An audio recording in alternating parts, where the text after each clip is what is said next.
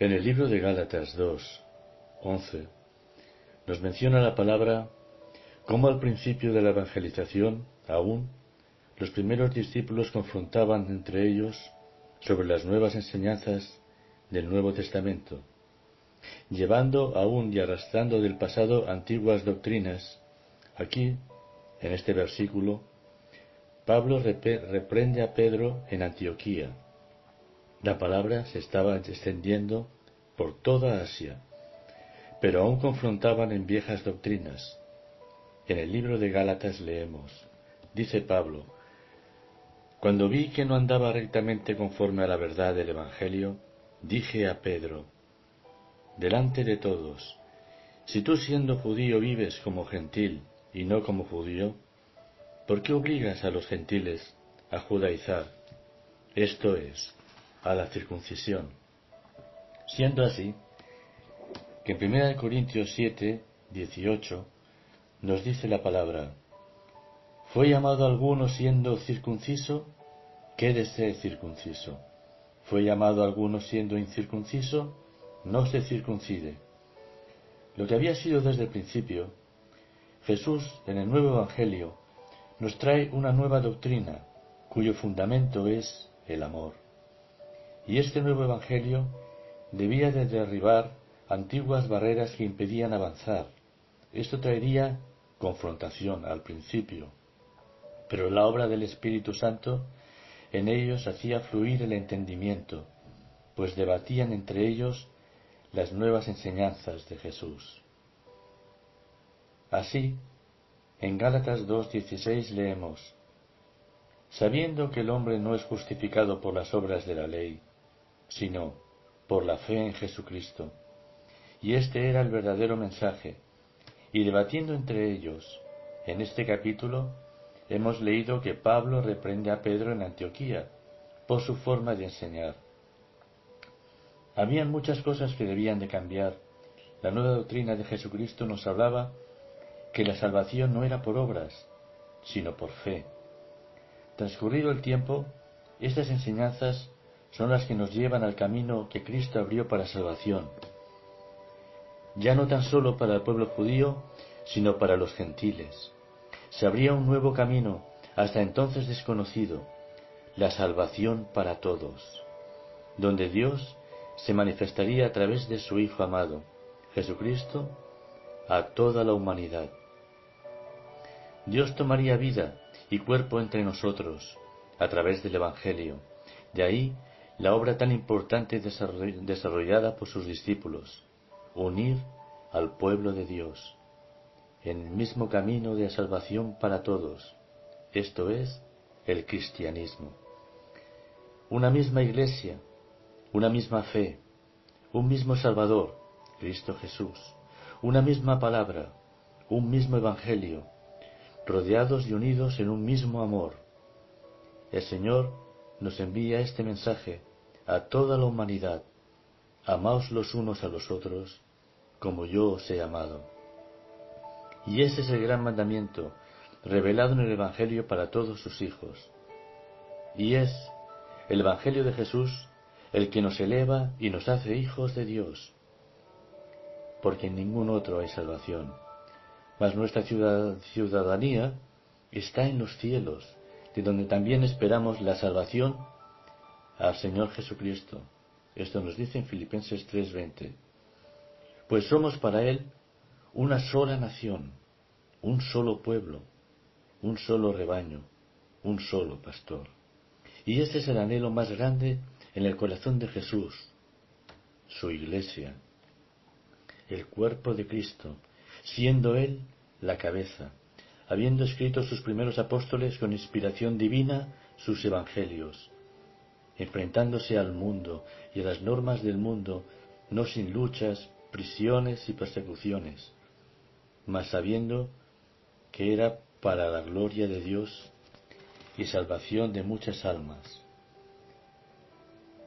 La Iglesia de Dios, aquí en la tierra, debe de orar en un mismo espíritu, en todo lugar y en toda nación, en todo reino, sin olvidar que todos formamos parte del cuerpo de Cristo, pues su poder y gloria es en todo el mundo y Cristo es la cabeza.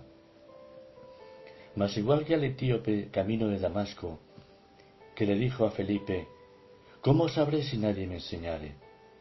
Dios es un Dios de orden, y en Efesios 4:11 nos dice: y él mismo constituyó a unos apóstoles, a otros profetas, a otros evangelistas, a otros pastores y maestros, a fin de perfeccionar a los santos para que la obra del ministerio, para la edificación del cuerpo de Cristo, para que la enseñanza parta y sea a través del camino de la verdad que Cristo abrió para toda la humanidad.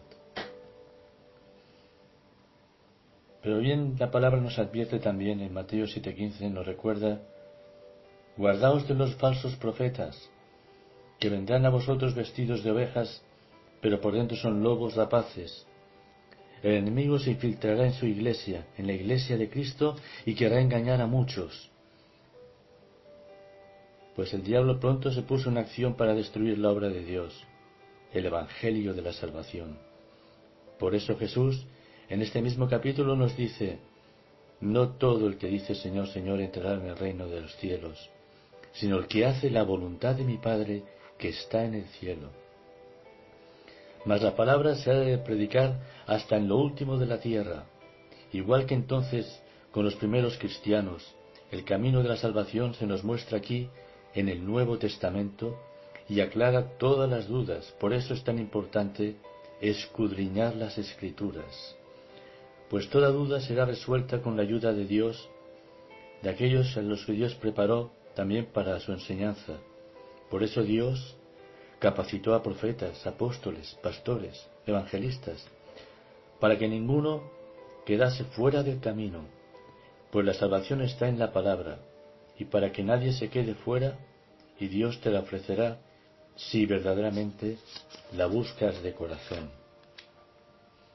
Dios clama por una iglesia unida, donde la palabra es viva y se cumplan los mandamientos, para aquellos nacidos de nuevo y hemos resucitado en él. Colosenses 3 nos dice la palabra: si habéis resucitado con Cristo, buscad las cosas de arriba, donde está Cristo sentado a la diestra de Dios. Esto es, tenemos nueva vida, lo antiguo, lo pasado ya carece de valor, todo lo dejo atrás, y ahora, en el nuevo ser, la nueva criatura se manifiesta, Cristo Jesús. Saulo renunció a su pasado y aceptó a Cristo como su Salvador, y ante él abrió un nuevo camino, un nuevo evangelio. Así fue como Jesús les dice antiguamente: ya la circuncisión ni la incircuncisión ya es nada, eso era antes, queda atrás, ahora todo es nuevo, eres nueva criatura. Entrar en Cristo Jesús, como dijo Pablo, todas sus enseñanzas pasadas ya no valen, son borradas. Filipenses 3:8 nos dice y nos define el nuevo camino: pues ya no vivo yo, mas vive Cristo en mí. Si bien los mandamientos quedan vigentes para todas las generaciones, pasadas y venideras, pues en ellas está el orden que Dios estableció para toda la humanidad por todos los siglos. Mas si los mandamientos son por la ley, el amor es el mandamiento más importante, y en él se engloban todos los demás mandamientos. A Jesús le preguntaron: Maestro, ¿cuál es el principal mandamiento de la ley? Y él le respondió: amarás al Señor tu Dios con todo tu corazón, y con toda tu alma, y con toda tu mente. Y el segundo es semejante a este: amarás a tu prójimo como a ti mismo. De estos dos mandamientos pende toda la ley y los profetas. Mateo 22. Los mandamientos no nos abandonan, nos acompañan toda la existencia. Haz lo que es recto y bueno a los ojos del Señor, para que te vaya bien y tomes posesión y caminar por el camino recto de la justicia. Y Cristo es el camino y la verdad y la vida. Juan 14:6. Cristo ya hizo todo por nosotros. En Corintios, 1 de Corintios 12:13, nos habla la palabra y nos dice: Somos de un mismo espíritu, porque por un solo espíritu fuimos todos bautizados en un cuerpo, sean judíos o griegos, sean esclavos o libres, y a todos se nos dio de beber de un mismo espíritu. Así en Gálatas 3:28 nos dice: en Cristo ya no hay judío ni griego, no hay esclavo ni libre, no hay varón ni mujer, porque todos somos uno en Cristo Jesús. Y ahí está la palabra que nos viene revelada del Nuevo Testamento a través de Jesús, que nos ha hecho, a través de la palabra, hijos de Dios. Juan 1:12 nos dice: mas a todos los que le recibieron y a los que creen en su nombre, les dio potestad de ser hechos hijos de Dios. Cristo hizo esto por ti y por mí, por todos nosotros, en el Nuevo Testamento. En Hechos 4:12 nos dice: porque no hay ningún otro, y en ningún otro hay salvación, pues no hay otro nombre bajo el cielo dado a los hombres en que podamos ser salvos. Juan 5 nos dice: escudriñad las Escrituras, porque a vosotros os parece que en ellas tenéis la vida eterna, y ellas son las que dan testimonio del Señor. Dice Jesús. Que Dios les bendiga.